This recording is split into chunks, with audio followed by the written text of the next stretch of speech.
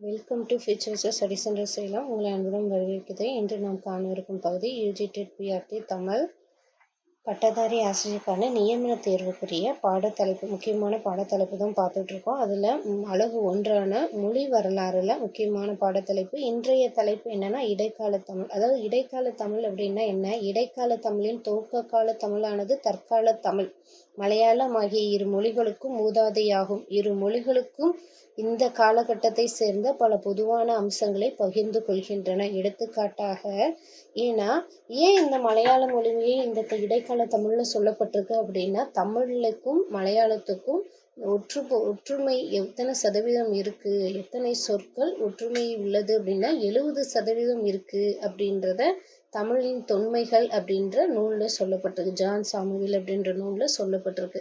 அந்த செய்தி அடிப்படையில் தான் இந்த இடைக்கால தமிழ் சார்ந்த செய்தியை இங்கே நம்ம பார்க்குறோம். நம்ம பிடிஎஃப்லேயும் இது கொடுக்கப்பட்டிருக்கு.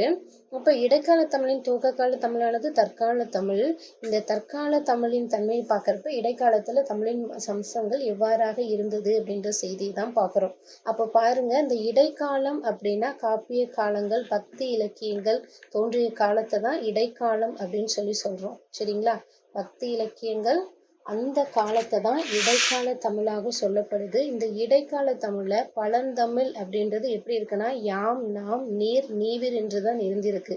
ஆனால் இடைக்கால தமிழில் தான் நாங்கள், நாம், நீங்கள், எங்கள் என்று சொல்லப்பட்டிருக்கு. மலையாளத்தில் தான் நானல், நாம், நீம், நம்மள் அப்படின்ற சொல் பயன்படுத்தப்பட்டிருக்கு.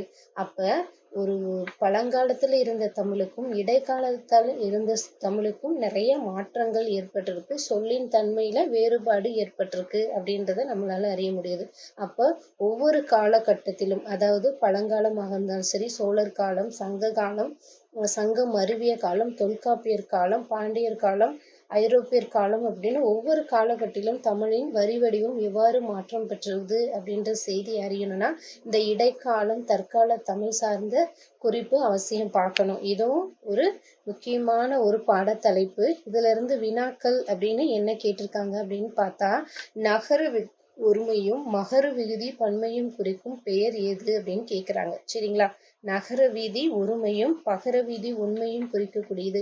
நா அப்படின்னு முடிஞ்சுன்னா அது ஒருமையாகவும், மா அப்படின்னு முடிஞ்சுன்னா அது பன்மையாகவும் குறிக்குதுன்னா அது என்ன பெயர் அப்படின்னு கேட்குறாங்க. அது சுட்டு பெயரில் தான் சொல்லுது. அப்போ இந்த சுட்டு பெயர் சொற்களில் எப்படி சொற்கள் மாறுபடுது, வரி வடிவம் பெற்றிருக்கு அப்படின்ற தன்மையெல்லாம் நமக்கு அறிய முடியுது. இடைக்கால தமிழாக இருந்தாலும் சரி, தற்கால தமிழாகவும் சரி, இதிலிருந்து நிறைய செய்திகள் கேட்கப்படுது. சரிங்களா? அப்போ இந்த செய்தி தான் சொல்கிறாங்க. அப்போ பரிபாடல்ல சங்க காலம், சங்கம் அருவிய காலம் அப்படின்னு சொல்லக்கூடியதுல நான் என்ற சொல் முதலாக பயன்படுத்தப்பட்டது அப்படின்ற செய்தியெல்லாம் நம்மளால் அறிய முடிகிறது. அப்போ இந்த பாடத்தலைப்பும் ஒரு முக்கியமான பாடத்தலைப்பாக பார்க்கப்படுது. மீண்டும் ஒரு தலைப்பில் சந்திப்போம். நன்றி.